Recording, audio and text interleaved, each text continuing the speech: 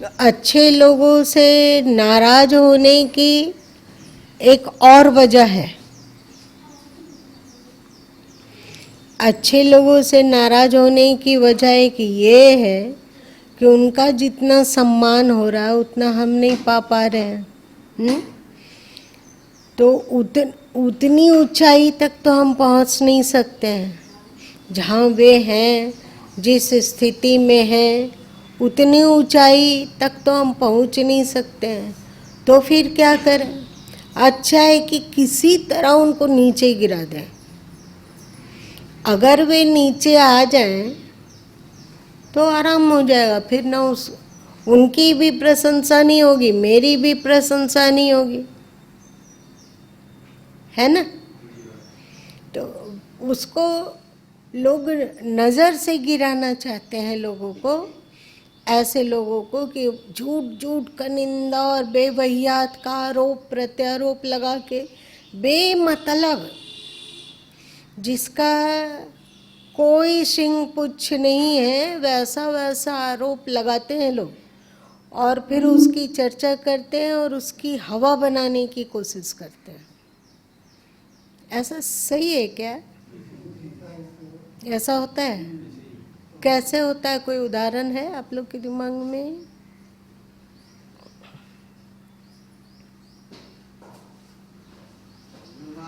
जीवन से बहुत सा उदाहरण हम लोग सुनते आ रहे हैं, जिसकी सत्यता की कोई सिर नहीं है, इसके बाद लोग उसको उठाया जाता है। अच्छा, अभी का कोई ताज़ा, कोई अभी का एकदम ताज़ा ताज़ा समाचार? अभी मतलब 2 4 6 साल से?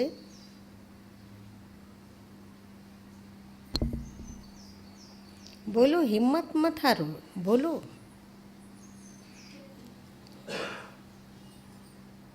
बहन लोग कोई जानते हो? जहाँ कोई जगह रहता है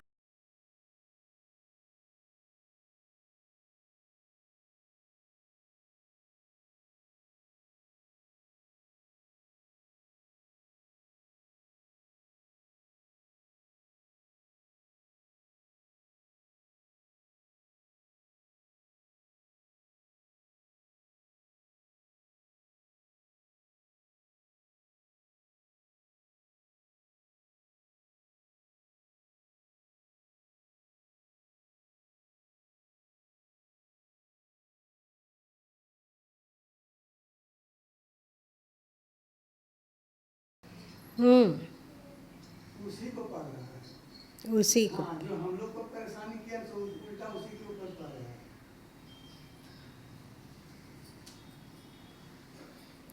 है। जैसे गुरु माँ अभी एकदम मतलब इधर का हाल फिलहाल की सब कुछ अच्छा है, सब कोई जानता है कि गुरु माँ जो बोल रहे हैं अथवा जो लिख दे रहे हैं वो एक उच्चतम आयाम को छूता है, साधारण आयाम नहीं है। और लोग वहाँ तक पहुँच नहीं पाएंगे, नहीं पहुँच पाएंगे। लोगों की श्रद्धा कैसे खंडित की जाए, उनको भी एक सामान्य इंसान कैसे बनाया जाए? तो दिमाग लड़ाने पर, बहुत दिमाग लड़ाने पर ऐसा कुछ नहीं दिखता है। तो एक मज़ेदार आयाम खोजकर कि उनके पास जो पैसा आता है वे परिवार को दे देते हैं। इसलिए सोच समझ कर करो। तुम लोग आपस में एक दूसरे को फ़ोन कर रहे हैं कि ऐसा होता है, तुम जानते हो, सोचो समझो, कोई नहीं देखता है। और इतने अविवेकी लोग होते हैं कि लोग ये नहीं जानता है कि वे किससे बहुत बड़ा बड़ा राशि ले रहे हैं। हाँ, ट्रस्ट के मार्फत में कि ट्रस्ट में जो है वो तो एकदम टंच हिसाब किताब रहता है, उसको तो कोई भी जान सकता है, देख सकता है। लेकिन और जो होता है, आप लोग कभी अपने एनिवर्सरी में कुछ द्रव्य रख देते होगे, कभी जन्मदिन में रख देते होगे, कभी उनका अपने बच्चों के जन्मदिन पर रख देते होगे, तो वो पैसा परिवार में जा रहा है। तो अब इसको जितना ज़्यादा हवा कर सको, जितना अधिक इसका प्रचार कर सको तो करो। ये नहीं सोचता है कि सब कोई जानता है कि ऐसा नहीं है कि आश्रम से कोई बहुत ही धनी धनी लोग जुड़े हुए हैं जो एक साथ 10 लाख दे रहे हैं, कोई 20 लाख दे रहा है, कोई 50 लाख दे रहा है, ऐसा तो है नहीं है। एक सीमित चीज में आश्रम का विकास हो रहा है, ये सबको दिख रहा है कि नहीं दिख रहा है? दिख रहा है। तो यदि वे दे देते, एक सीमित चीज उनके पास है, अगर सीमित चीज सब बांट देते तो फिर विकास कैसे होगा? कोई नहीं सोचता है, कोई नहीं सोच पाएगा। और क्या उपाय करें उनको गिराने के लिए? वहाँ जो चलता है उनके परिवार का चलता है, हम लोग का कुछ नहीं चलता है। गुरु माँ जो उन लोग कहते हैं वो करते हैं, बाकी किसी का नहीं चलता है और न किसी से राय लेते हैं। इसको भी आप लोग मतलब इसे भी लोग प्रचार कर सकता है, मतलब करता है। पहले ऐसा नहीं होता था, आज ऐसा हो रहा है। तो चलो भाई, तुम भी संतुष्ट रहो, जितना कहना है कहो। कौन जानता है अगला आरोप क्या होगा?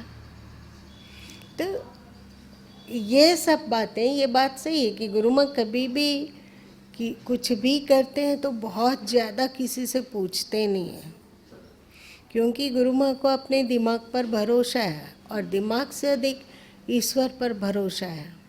और एक बात और है कि जो किया जाता है उसको बीजक की कसौटी पर, अध्यात्म की कसौटी पर, गीता की कसौटी पर जरूर कसा जाता है।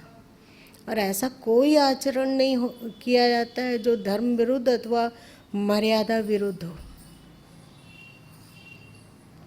लेकिन माया, कोई भी शिष्य बहुत भक्ति कर रहा है, बहुत प्रेम कर रहा है, अब माया देख रही है कि यदि उसकी भक्ति ऐसे ही चलती रही तो ये तो मैं हमसे, हमारे चंगुल से निकल जाएगा, निकलेगा ना, मेरे चंगुल से निकल जाएगा। तो एक प्रोपगंडा की किस तरह उसके भीतर अश्रद्धा का विकास किया जाए, कैसे अश्रद्धा का विकास किया जाए, उसके प्रयत्न में माया लग जाती है और लोगों के दिमाग में और बुद्धि में ऐसी ऐसी बात डालने लग जाती है जिसका ना सींग है ना पूंछ है। ऐसे में यदि शिष्य भटक गया तो वो, और वही शिष्य भटकता है जो कि भक्ति का दामन भली भांति नहीं पकड़ा हुआ है। भक्ति का दामन भली भांति पकड़ने पर माया का कुछ जोर चल ही नहीं सकता है। अभी आज शेष किया गया 18वें अध्याय का 61वां श्लोक।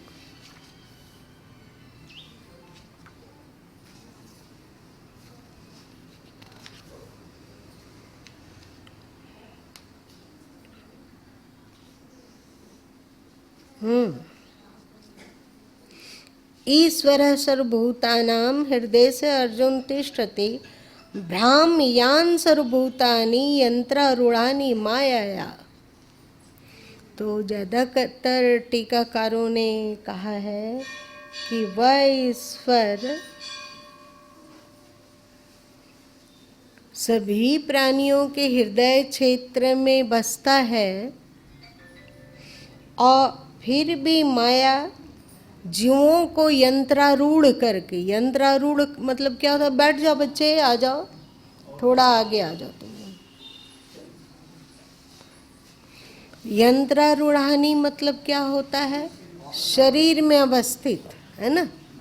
शरीर में अवस्थित व्यक्तियों को वो ईश्वर उसके स्वभाव और कर्म अनुसार विभिन्न यंत्रों में भटकाते हैं, विभिन्न यंत्र मतलब आवागमन में, विभिन्न शरीर में। आज हम लोगों के पास मनुष्य का शरीर है तो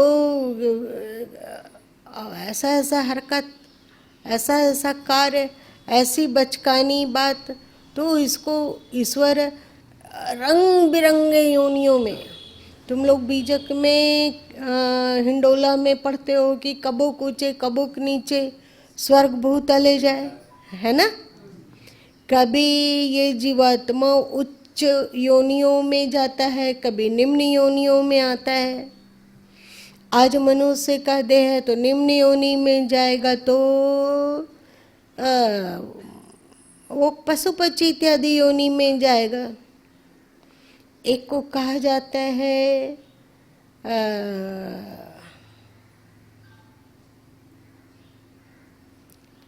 असुरी योनि, एक होता है पशु पक्षी की योनि, एक होता है असुरी योनि। ऐसी योनि जो कि बिल्कुल राक्षसी वृत्ति वाला है, जैसे शेर हुआ, हिंसक सियार हो गया, हिंसक भालू हो गया, भेड़िया हो गया, इसको असुरी योनि कहते हैं, एकदम निम्न योनि। और एक को कहा जाता है गीता के अनुसार ही, एक को कहा जाता है तामस योनि।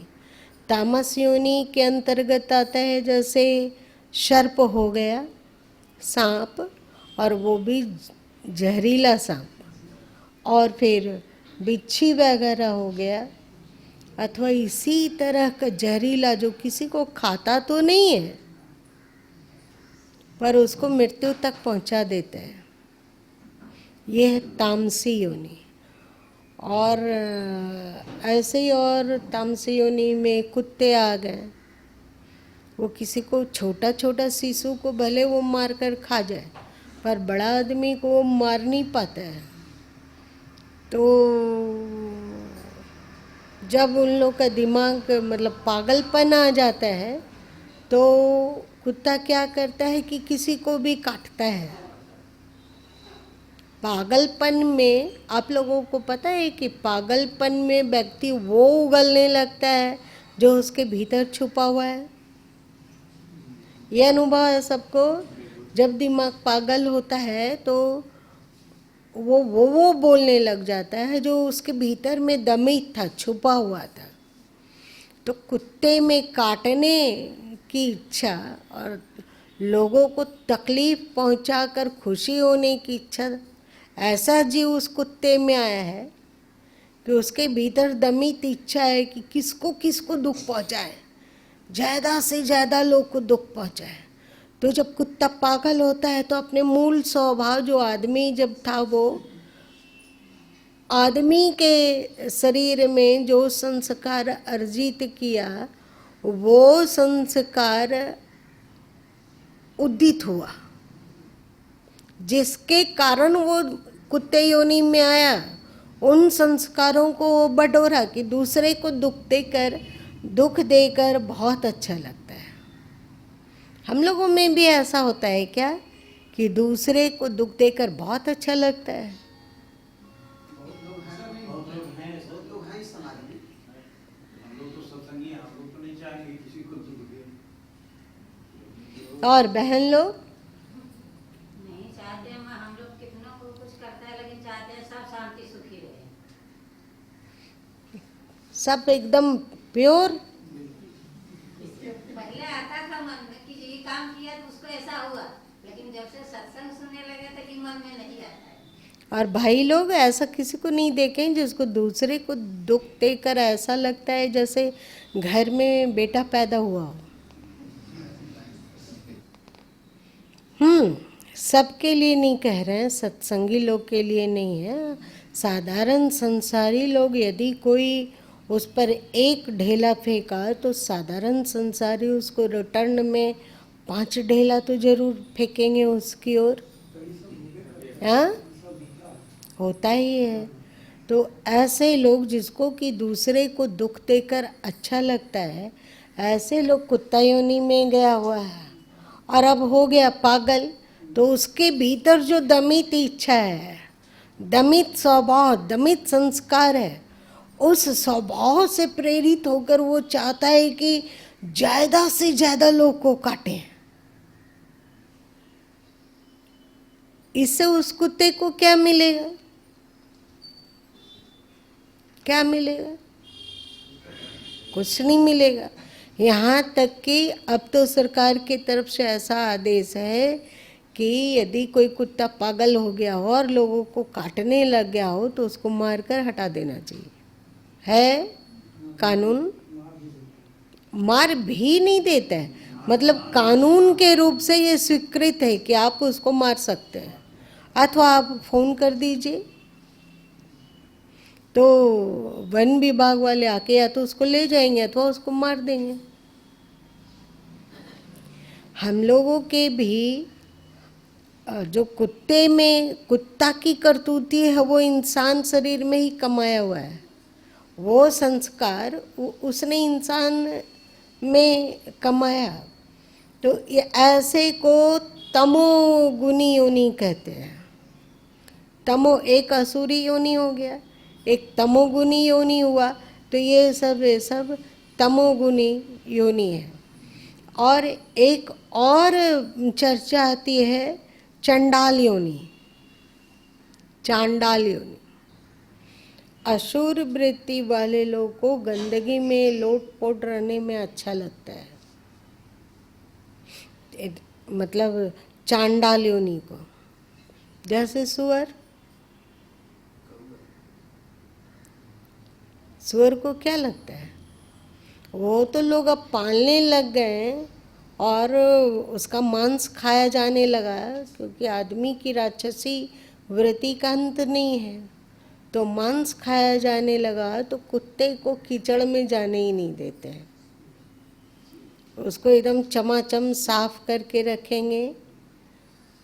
सुअर लोग इतने अधिक, सफ़ेद सुअर हो तो इतना अधिक लगे और उजला, एकदम बिल्कुल बगुला की तरह उजला।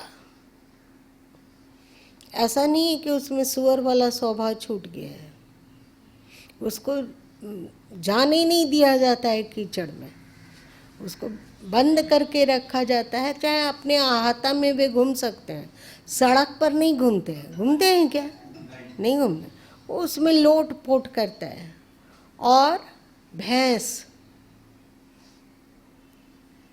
जो आप लोगों का शास्त्र भैंस का दूध खाने मना करता है, एक तो तमोगुनी वृत्ति है उसमें, तामसी, सुस्त, और साथ साथ में उसको कीचड़ पसंद है। यहीं पर एक सरोवर हो जिसमें कि साफ पानी बह रहा हो और एक तरफ मतलब एक अच्छा सरोवर हो जिसमें साफ पानी हो और एक तरफ गड्ढा में कीचड़ हो, मिट्टी हो, सनाया हुआ हो, तो बताओ भैंस कहाँ बैठना पसंद करेगी? तो ऐसे अशुद्ध रहने वाले लोग चांडाल योनि में जाते हैं। चांडाल योनि क्या है? ये डोमित इत्यादि, तो उन लोगों को चांडाल नहीं कहा जा सकता है जो दाह संस्कार में कार्यरत है। वो लोग भी यदि अपना जो कर्तव्य है उसको करने के उपरांत साफ सफाई में रहना पसंद करते हों और अच्छी बात सुनना पसंद करते हों, अच्छी बात सोचना पसंद करते हों, अच्छी संगति में जाना पसंद करते हों, तो उनको चांडाल नहीं माना जाएगा। पर हम ही लोगों में से कुछ लोग चांडाल प्रवृत्ति के होते हैं, उसको अच्छा नहीं लगता है सत्संग में आना, बिल्कुल अच्छा नहीं लगता है उसको। मंदिर जाना, और आज एकादशी है अथवा आज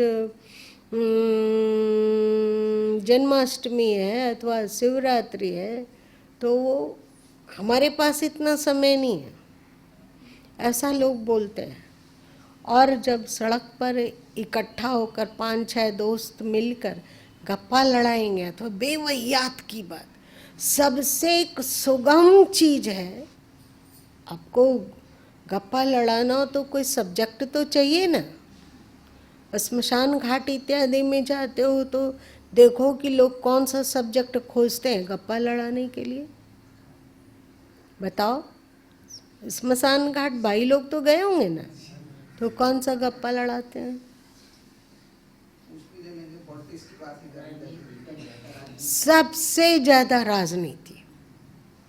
यहाँ ये हो रहा है, वहाँ वो हो रहा है, वो पार्टी ऐसा किया, वो पार्टी वैसा किया। वहाँ स्मशान में भी जाकर लोग वैराग्य बढ़े ऐसा कार्य नहीं कर रहे हैं।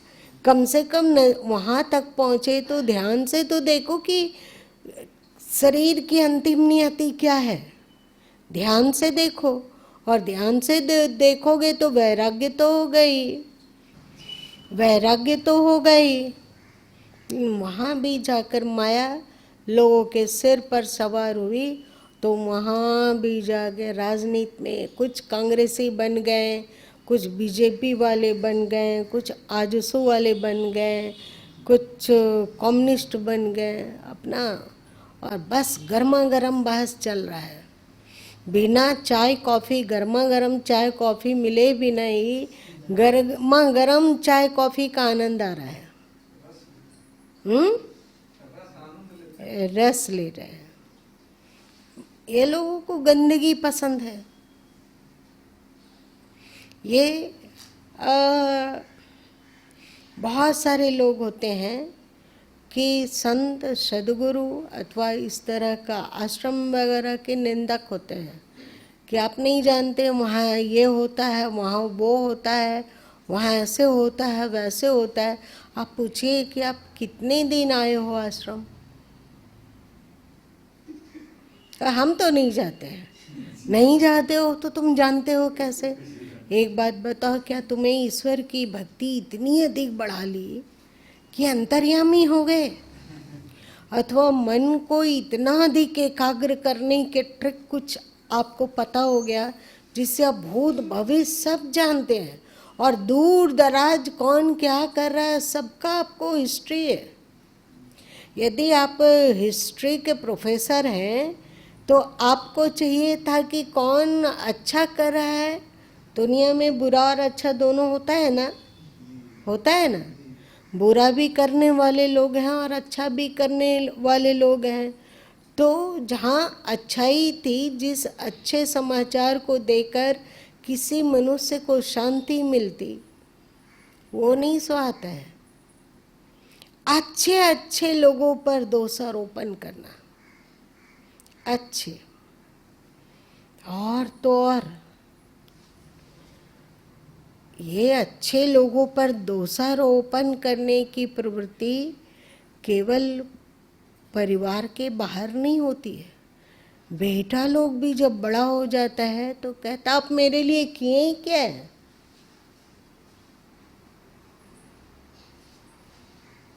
करते हैं? नहीं करते हैं? करते हैं। आप मेरे लिए किए क्या है? अभी अधिकार जमाने आ गए। बहू लोग बोलेगी सास को अकड़ कर कि आप मेरे लिए कौन सा कार्य कर दिए? आप क्या कि विवाह हुआ और आप हमें और हमारे पति को तो जॉब पर भेज दिए, आप हमारी कौन सी सेवा किए? आप में हमारे लिए क्या किए बताइए? चलो बहू तो दूसरे घर की आई हुई है, लेकिन बेटा, माँ कहती है कि हम तो तुम्हें 9 महीना कोख में रख के पाले हैं, तो बेटा बोलेगा कि इसका किराया हम बहुत पहले चुका चुके हैं, आप कौन सा डहिया डा दिए? आप अपना घर का सोच लीजिए कि आप 9 महीना इस घर में रहते हैं तो कितना भाड़ा कोई देगा। और आप देखिए कि आपके गर्भ में हम रहे 9 महीना किराएदार बनकर, तो आपको इतना सुख संतोष दे चुके हैं कि नहीं? ऐसा बेटा लोग बोलता है। सबकी बात नहीं कह रहे हैं, बहुत सारे लोग बोलते हैं। और ख़ास करके इसका तमाशा देखना हो ना तो बड़े शहरों में चले जाओ। और गुरु माँ तो पहले सोचा करते थे कि ये सब बातें केवल मतलब शहरी लोगों में होता है, गांव में ऐसा नहीं होता है। गांव में सबके सब एक दूसरे का सम्मान करते हैं, लेकिन जब इन लोग वस्त्र बांटने जाता है तो दिखता है बूढ़ा बूढ़ी अकेले झोपड़ी में बैठे हैं। तो इन लोग पूछते हैं कि आपके बच्चे नहीं हैं? है ना, 4 बेटा है। तो वो क्या कर रहे हैं? चारों अपना अपना रहता है अलग। तो आप उन लोगों के साथ क्यों नहीं रहते हैं? तो उन लोग निकाल दिया, सारा जमीन ले लिया, अपने नाम पर करवा लिया कि मेरे नाम पे करो, मेरे नाम पर करो। 3 बेटा बेटी है तो तीनों आपस में मेरे नाम से करो, मेरे नाम से करो, सारा कुछ। सरकार प्रभु एक पद बोला करते थे, कहो तो बता दे। सरकार प्रभु कहा करते थे कि निहुकल निहुकल पैसल चोर। निहुकल मतलब झुक कर। निहुकल निहुकल पैसल चोर, पहले मुसलल बेटवा मोर। बेटवा मुसके सारा धन पर धावा किन्ना। पहले निहुकल निहुकल चोर घुसा अंदर, और फिर उसने पहले बेटा को चुरा लिया, और फिर बेटे को चुरा कर सारे धन पर धावा बोल दिया। इसका सरकार उदाहरण देते थे कि जब पत्नी किसी से विवाह किया जाता है तो घर प्रवेश नियोक्ते हुए ही करती है, एकदम झुक के ऐसे। कितना और इतना लंबा घूंघट के, हमें इस घर से कोई लेना देना नहीं है। और सबसे पहले वो अपने पति का बुद्धि कैप्चर करती है, मतलब अपनी सास का बेटा को चुरा लेती है, चुराती है, चुरा लेती है।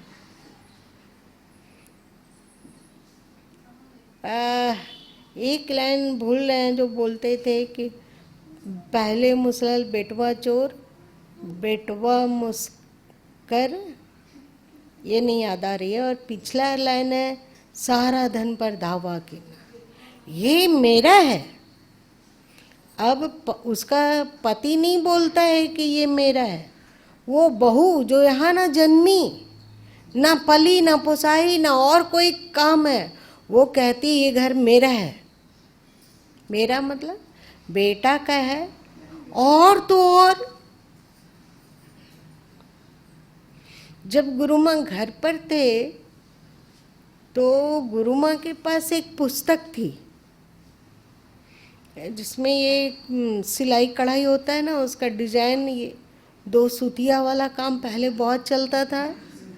तो उसमें उसका बहुत सारा डिजाइन था। तो गुरु, हाँ हाँ वही कारपेट। तो वो गुरु माँ को अच्छा लगा। और वो किताब गुरु माँ अपने पास रख के सोचते थे कि इसके द्वारा इस सुंदर सा कोई चीज़ बना के सरकार प्रभु को समर्पित किया जाए, ये वो। तो एक दिन उस घर की एक बहू आई और बोली कि ये तो मेरे पति खरीदे हैं। तो सहज उत्सुकता हुई कि वो कब खरीदे हैं। तो वो बोली जब मेरे पति रांची में पढ़ते थे, मतलब बड़ा शहर में पढ़ते थे, तब उनका खरीदा हुआ है। केवल अभी जो कमा रहे हैं उस पर उसका दावा नहीं है। ये तो किताब मेरा है, ये किताब मेरा है क्योंकि मेरे पति खरीदे हैं। कब? उस समय का, जब पढ़ रहे थे तब। उस समय विवाह होने का तो प्रश्न ही नहीं है। बच्चे के मन में विवाह भी होता है इसकी जानकारी थी कि नहीं, पता नहीं। एक धार्मिक पुस्तक थी घर में, तो वो मतलब पुराना बेचने वाला कॉपी किताब रहता है ना, अखबार और पुराना कॉपी किताब, उसमें था। तो उसको चुन लिए गुरु माँ, बहुत अच्छा लगा गुरु माँ को।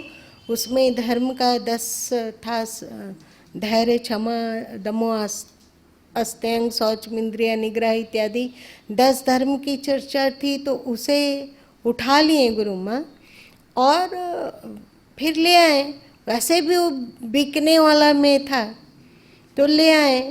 तो फिर एक बहू आके बोलती है कि ये तो मेरे पति खरीदे हैं, मेरा है। फिर पूछा गया कि भाई कब खरीदे, ऐसे तो धार्मिक वृत्ति दिखती नहीं है आपके पति का। नहीं, वो बहुत छोटा थे ना, तो उनको कोई मित्र गिफ्ट दिया था। गुरु माँ उसे उस पुस्तक को दे दिए, फिर उस पुस्तक को रख कर पता नहीं क्या करी, हमें नहीं पता। तो है ना, पति जब जन्म लिया उस समय से लेकर जब तक मर नहीं जाए तब तक का उनका अर्जा हुआ सब कुछ मेरा है। बेटा नहीं बोल रहा है, बहू बोल रही है। ऐसा होता नहीं है क्या?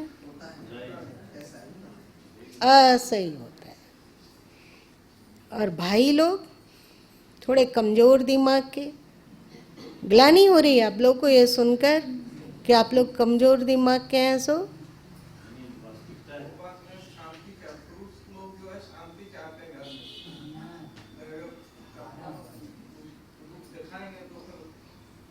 रोज झगड़ा होगा तो अच्छा है कि तुम जो कर रही हो सो करो। माँ बाप को घर से धक्का दे दो, वो भी सही है।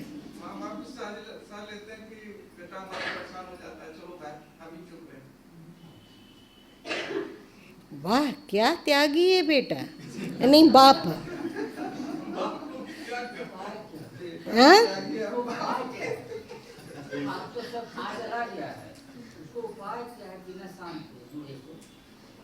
जो एक उपाय है ना, रहो उसी में, सह के रहो, पर थोड़ा अंदर में वैराग्य लाओ कि दुनिया ऐसे ही है, सब स्वार्थ का रिश्ता है।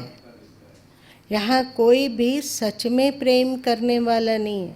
सच में प्रेम करने वाला तो एक ईश्वर ही है, और उसके बाद यदि 2 नंबर में आएगा तो गुरु हैं। क्योंकि आप चाहे दुख में जाओ सुख में जाओ, गुरु लोग ऐसे होते हैं कि वे जानते हैं कि आप उनके निंदक हो। ऐसा नहीं है कि वे नहीं जानते हैं, तो भी वे उससे प्रेम से बात करते हैं, और तो भी उसको ऊपर उठाने की कोशिश करते हैं। जो सच्चे गुरु होते हैं फिर भी वे करते हैं। वे जानते हैं कि उस शिष्य जो बोलता है वो करता नहीं है, और शिष्य जो दिखता है वैसा होता नहीं है। शिष्य जितनी श्रद्धा दिखलाता है उतनी बात है नहीं, ये वे जानते हैं। ऐसा नहीं है कि वे मूर्ख हैं, फिर भी अंत तक वे पुरुषार्थ करते रहते हैं कि कैसे उसको ऊपर उठाया जाए, कीचड़ से ऊपर। तो ऐसे मलिन स्वभाव वाले लोग को चांडाल योनि कहा गया। एक तुम लोग बीजक में है ना, कागा कापर धोवन लागे, बकला किरपही दाते, माखी मूड मुड़ावन लागे, हमऊ जाप बराते। कागा कापर धोवन लागे, कौआ तुलवृत्ति वाले लोग अपने कपड़े को धोने लगे, मतलब पंख को साफ सुथरा करने लगे। है काला कलूटा तो क्या हुआ, एकदम फिट एंड फाइंड दिखना चाहिए।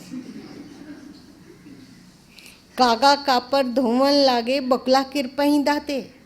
और बगुले लोग अपने आप को दाता दिखाने के लिए दांत निकालने लग गए। बगुला किरपही दाते हैं कुछ और दिखते कुछ हैं, वे लोग बगुला है ना। जो हैं कुछ और दिखते कुछ और हैं, वे बगुला हैं।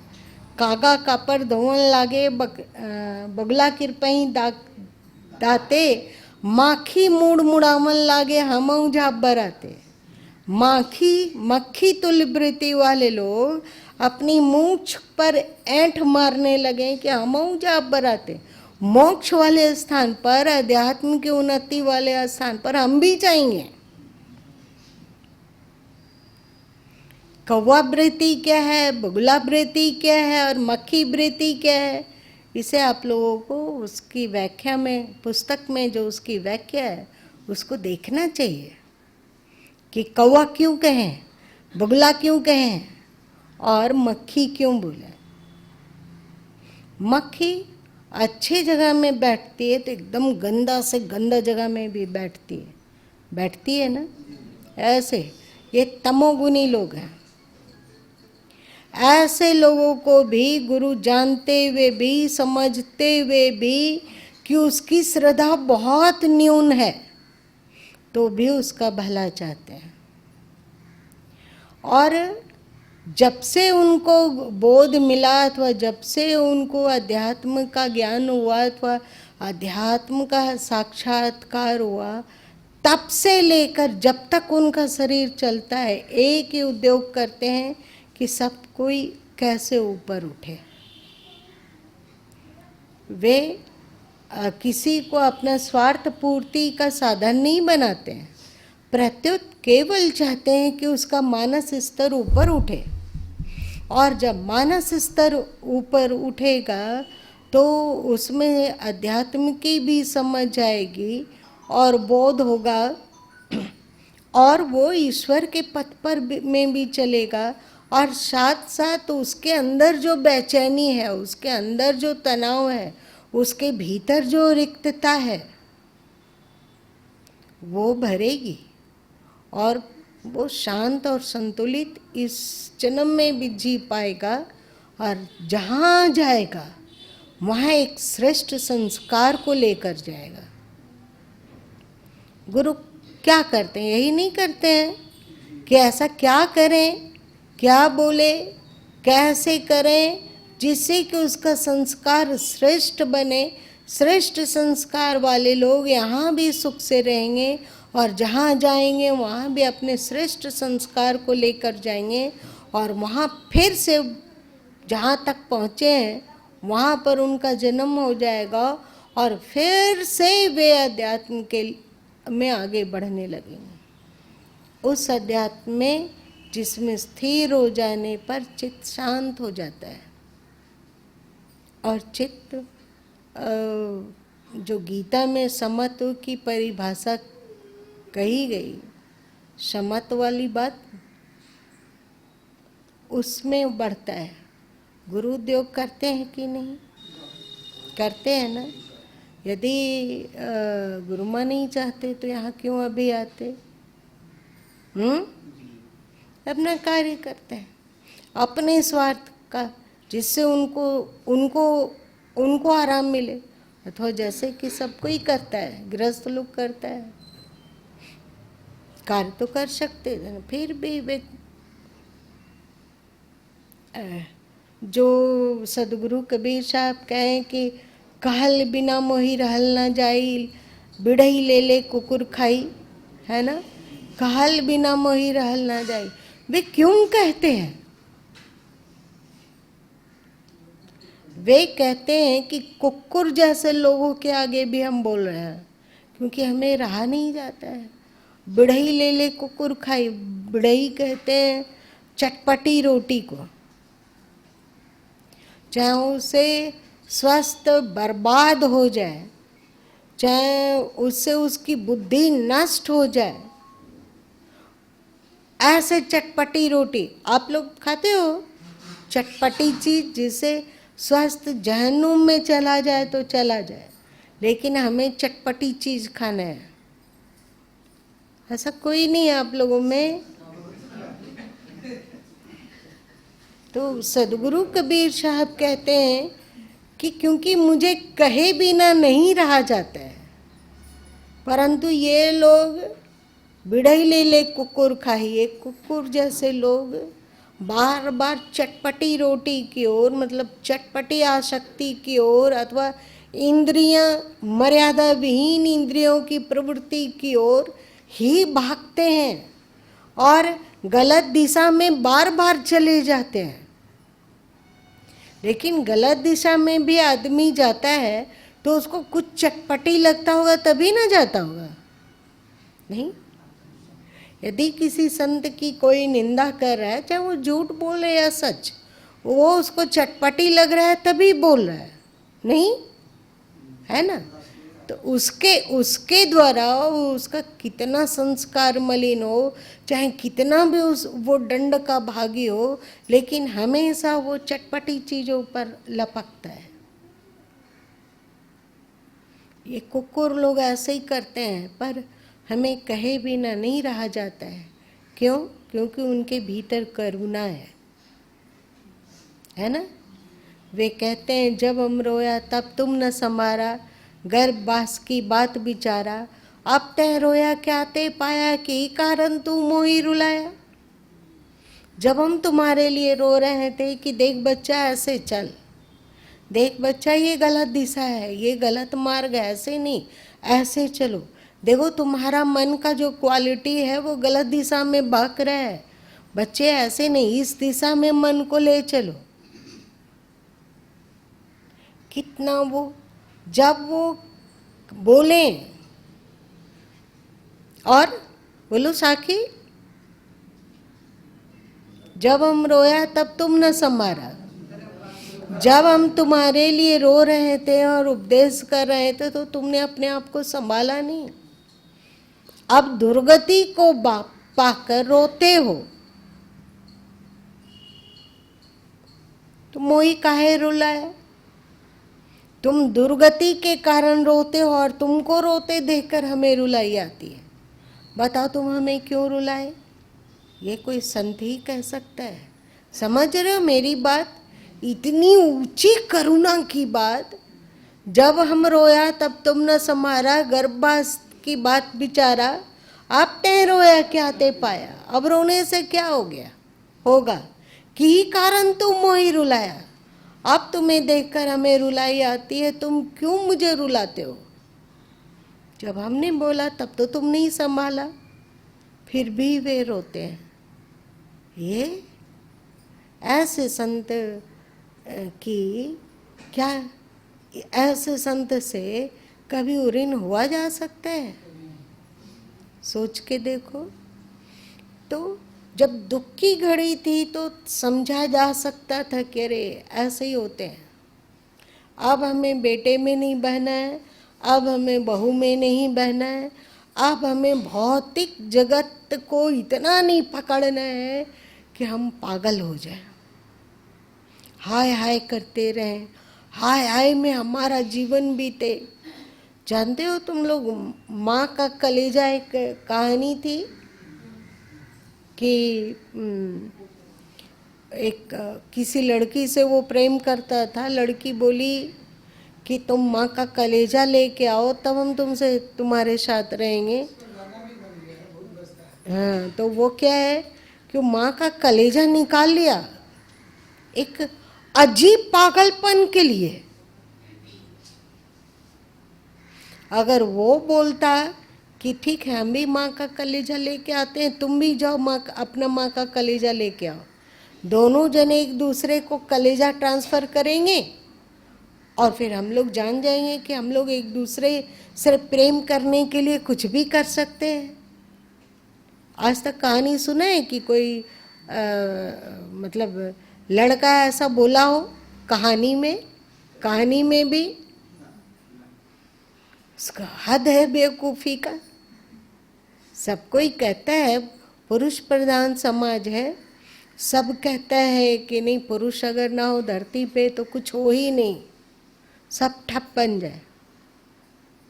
लेकिन उसकी मूर्खता का भी तो उजागर करना चाहिए ना। तुलसीदास जी रामचरितमानस में कहते हैं कि अवगुण 8 सदा हो रहे हैं। स्त्री लोगों के मन में 8 अवगुण हमेशा रहता है, और जितने पुरुष ऋषि हैं सब पानी पी पी के औरत को कोसे, चलो भाई चलता है। लेकिन देखो तो वो पुरुष चलता है किसके इशारे पर? इतना अधिक उसमें दबंगता है पुरुष में, तो किसके इशारे पर चलता है? कौन चाबुक उठाए हुए उसको कंट्रोल करता है और कहता नहीं सोर चलो? तो वो एकदम चलने के लिए वैसे ही बेबस है जैसे सर्कस का हाथी लोग बेबस होता है। ये पचने लायक बात नहीं है तो बोलो नहीं नहीं ऐसा नहीं है, ऐसा नहीं होता है कि अच्छा बात बोलिए तो बहुत अच्छा, वो सच्चा दोस्त है, सच्चा मित्र है। लेकिन ये क्या बात हुई कि लड़का को कहा जाए तुम अपना माँ का कलेजा लेके आओ, तो पति को भी कहना चाहिए तुम भी अपनी माँ का कलेजा लेके आओ।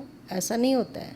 खैर जो हो, फिर अब माँ का कलेजा लेकर वो उस लड़की के पास जा रहा था तो ठोकर खाया और कलेजा से आवाज हुई, आह बेटा चोट तो नहीं लग गई?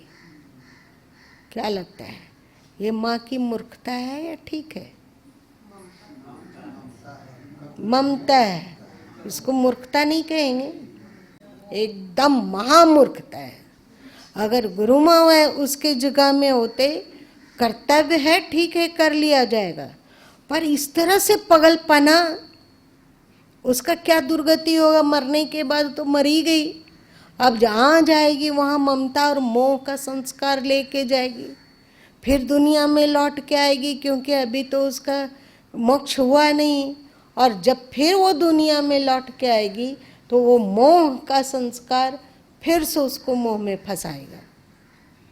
ऐसा फंसुआ जीव होना चाहोगे क्या तुम लोग? कर्तव्य करो, पर इस तरह का पगलपना वाला मोह से उबरो, क्योंकि ये पगलपना वाला मोह भी चांडाल ही सिद्ध करता है हम लोगों को। तो ये हुआ चांडाल योनि। आप लोग घर जाना, आज तो फिर से नहीं इसको बोला जा सका नरसिंह मेहता को, कोई बात नहीं, लेकिन घर में जाकर सोचना कि हम लोग किस योनि में जाने का अपना टिकट कटा रहे हैं, कौन सा संस्कार बना रहे हैं। और यहाँ जो कह दें कि भ्राम्यान सरो भूतानि, सभी भूतों को भरमाया जाता है माया की आसक्ति के कारण, सब भूतों में ये माया भटकाती है, सब योनियों में ये माया धक्का देती है। तो इस माया और इस भटकन से व्यक्ति कैसे बचे? तो इसका उपाय श्री कृष्ण गीता के 7वें अध्याय के 14वें श्लोक में बतलाते हैं।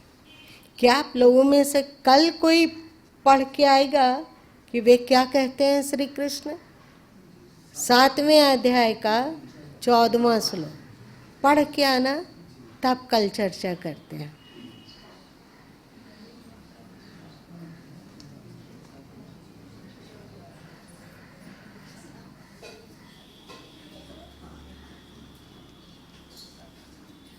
तुम लोग दिमाग से सब सत्संग निकल गया कि अभी कुछ कुछ है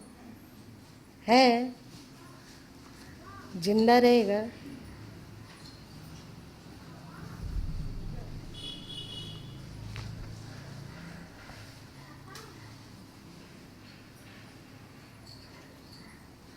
अच्छा, चांडाल उसको कहा जाता है जिसको गंदगी पसंद है। जैसे पशु लोग में सुअर हुआ, भैंस हुआ, अथवा इसी तरह का बहुत सारा प्राणी, जैसे बिच्छू हुआ। आप लोग को शायद पता नहीं होगा, परंतु जो शरीर को दफना देते हैं, अगर उसकी कुड़ाई की जाए तो वहाँ बिच्छू बहुत मिलता है। उसके शरीर से जो रस निकलता है ना, उसको बहुत टेस्टी लगता है। ये सब चांडाल योनि है। और हम लोग में भी यदि चांडाल बुद्धि हो तो हम लोग भी चांडाल योनि में हैं। ठीक है।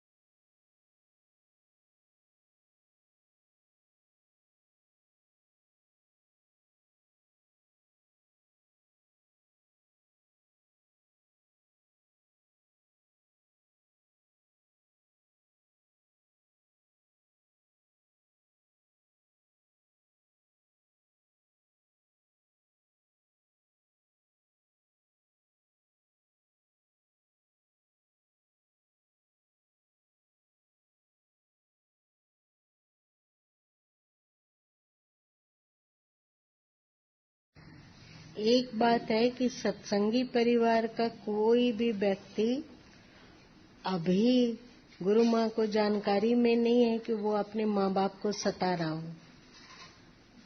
परफेक्ट या रॉन्ग? हाँ, नहीं वो कर। चलो इतना तो सुधार हुआ। और हमें नहीं लगता है कि कोई ऐसी बहू होगी जो सास ससुर को सताने का ट्रिक देती हो अपने पति को। ऐसा है क्या? और जरूरत पड़ने पर उनका देख रेख ना करे, ऐसी बहन लोग में कोई है? नहीं ना। ठीक है, इतना तो सुधार है ना, काफी है।